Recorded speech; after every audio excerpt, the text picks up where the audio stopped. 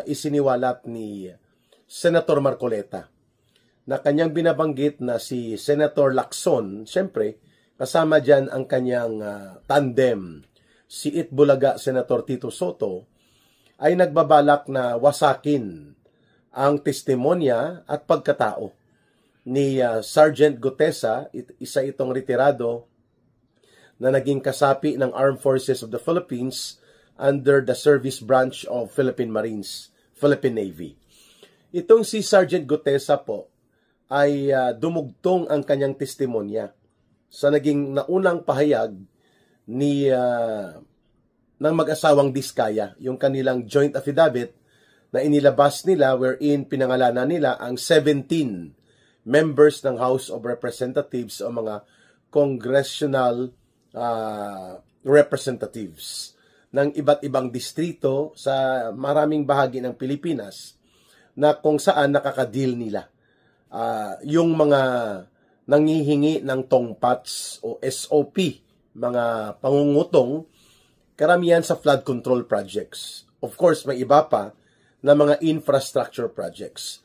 At ito ay naka-ledger at naka-logbook, no?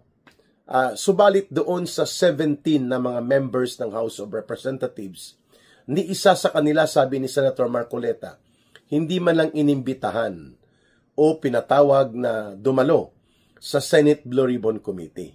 Oo nga naman, that is a very logical observation and that is a very clear indication na mayroon po talagang hindi maganda na nilalayon o niluluto itong tandem nila Soto at Lacson at pati siyempre ang pangungonsenti ng mayoriya sa Senado.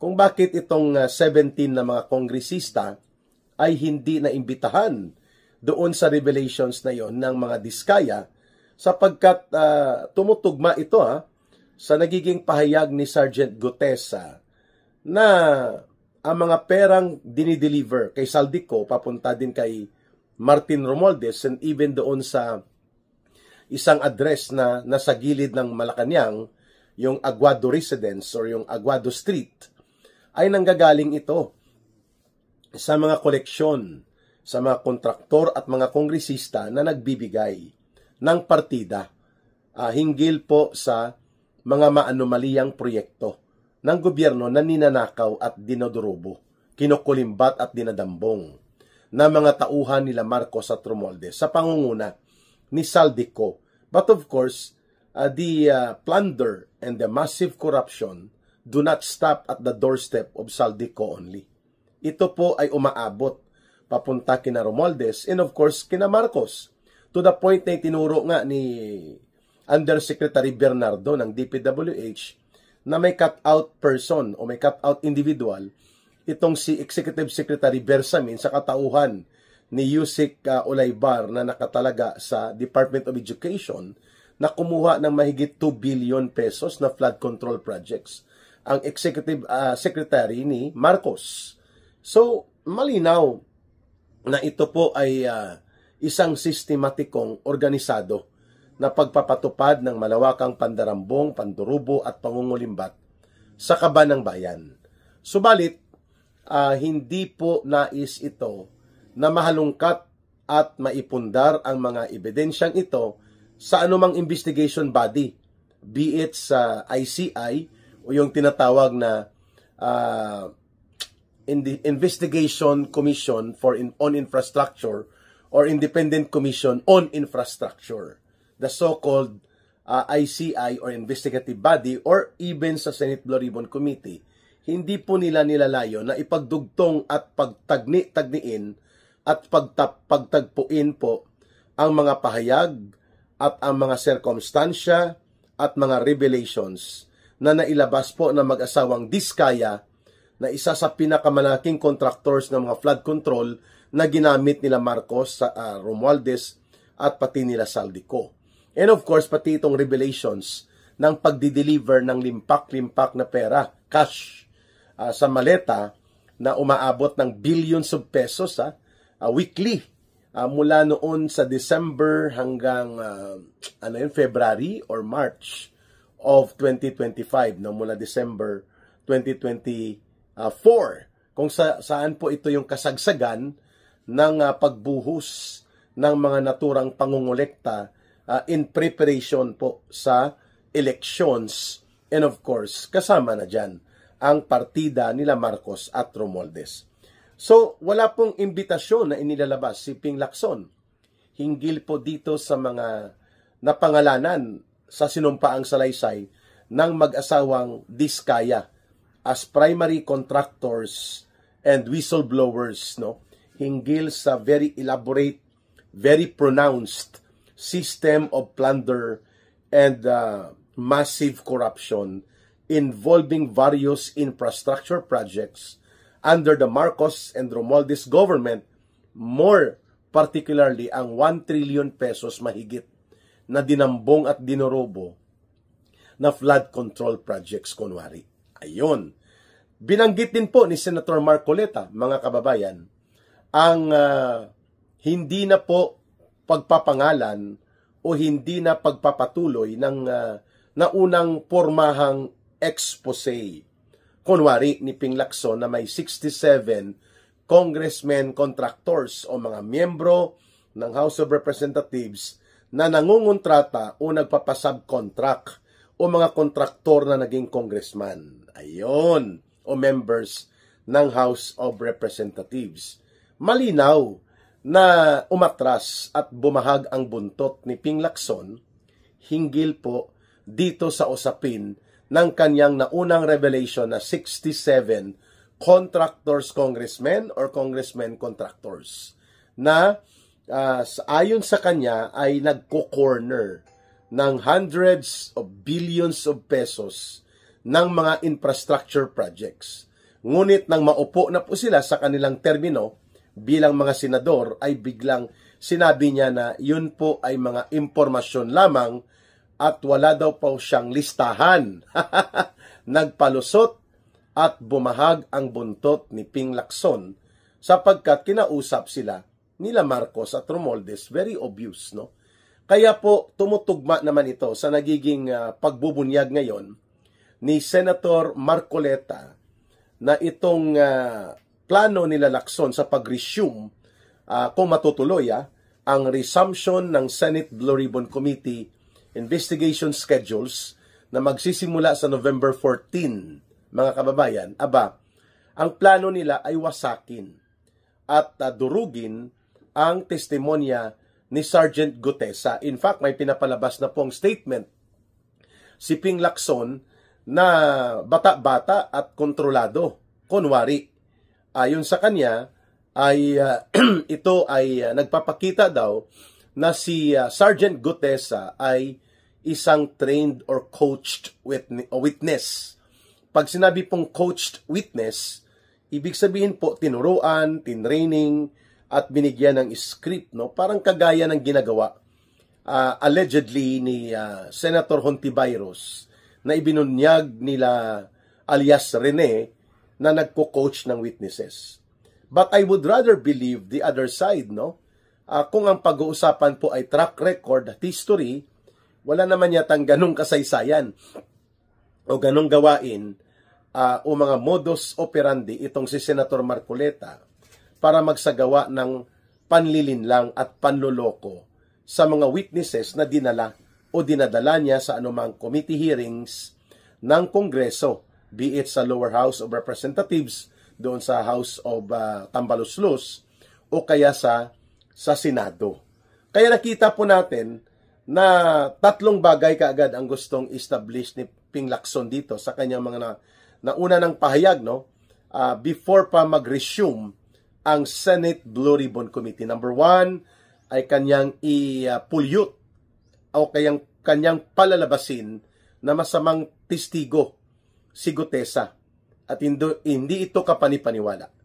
At dahil dyan, ito ay tinuruan o posibleng binayaran o tinraining para magsagawa ng kasinungalingan. Yan pong line of attack ni Ping Lacson laban kay Gutesa. Ang kanyang proof na si Gutesa ay nagdoktor daw o gumawa-gawa lang ng kanyang notaryo publiko ng abogado na nagtanggi o itinakwil ang kanyang signature o record of notarial service provided to Sergeant Gutesa. Yan pong unang attack niya, no? Number 2, palalabasin niya na si Senator Marcoleta at si dating Congressman Mike Defensor ang mga operators behind kay Sergeant Gutesa upang ito ay gamitin sa pag-destabilize sa gobyerno.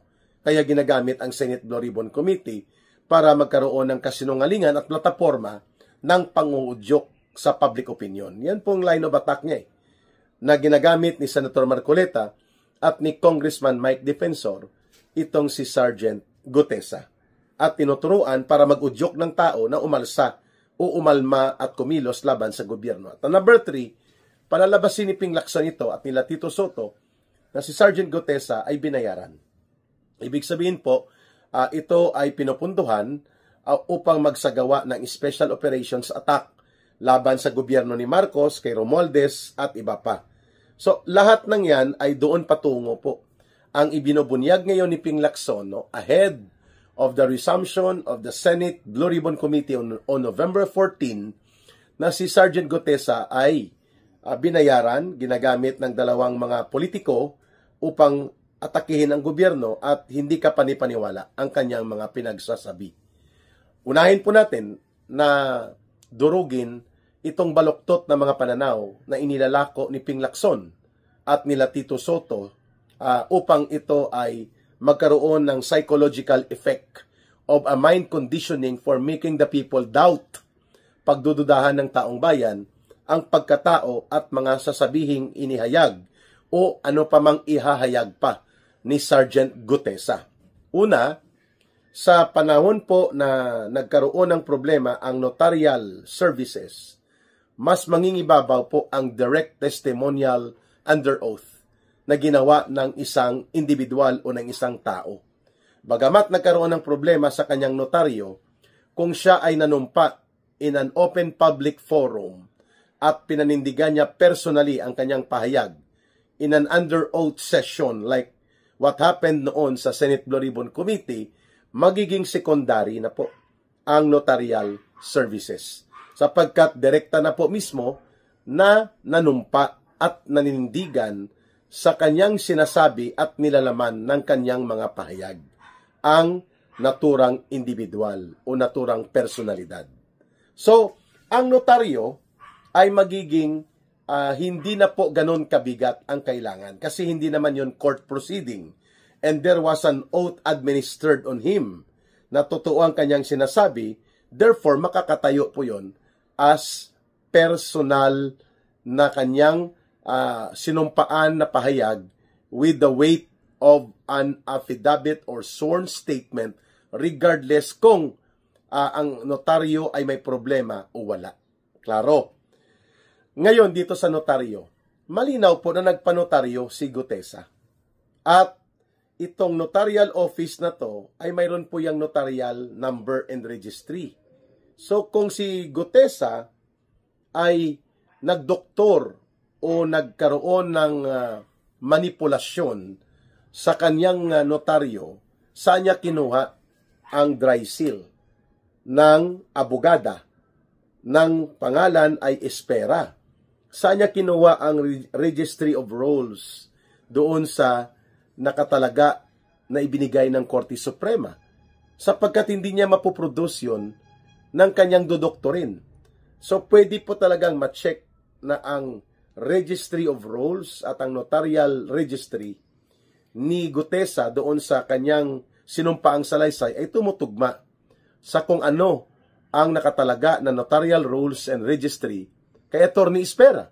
Kasi hindi makukuha ni Gutesa nang pipikiin niya lang sa rekto or ipoproduce niya ng parang ninakaw niya. Lalo na yung dry seal, yung ginagamit na selyo para pagpapakita na authentic po ang ginawang notaryo o yung dokumento ay dumaan sa isang abogado. May notarial or may dry seal po yan ng abogado. Ayun. So doon pa lang magdududa ka na ang pagtatanggi na ito ni Attorney Espera at ng kanyang Notarial Law Office hinggil sa notarial services nila kay Gutesa ay talagang sinadya na gawin ito para pamasamain at gawing sinungaling si Gutesa. Ito ang pinuntuhan ni Congressman Mike Defensor sa kanyang interview sa Billionaire Channel online, na sinabi niya na wala siyang ibang pinagdududahan na ang nagmaniobra nito si Martin Romualdez at sila Saldico upang i-pressure itong si Attorney Espera na itanggi at itakwil ang kanyang notarial signature. Subalit nakalimutan nila na may mga tracking evidence po yon. Yung notarial rolls and registry sa Supreme Court at yung dry seal. Paano napunta kay Gutesa yun, ninakaw niya? That is highly impossible. And besides, sabi ko nga kanina, regardless of the circumstances on that, si Sergeant Gutesa po nanumpa at nanindigan under oath sa harap po ng mga senador sa isang formal committee forum doon sa Senate Blue Ribbon Committee. That makes the notarial services now a secondary aspect ng kanyang statement. Pero hindi ka panipaniwala po ang binabanggit ni Ping Lacson na dinaya ang notarial services just because they want to impugn, they want to pollute the personality and the credibility and the credential ng testigo na si Gutesa. That is a tactic po na tinatawag na polluting the witness in order to dilute or even cast doubt. No, magbigay ka ng pagdududa sa kanyang pahayag. Yan ang objective. Klaro, no?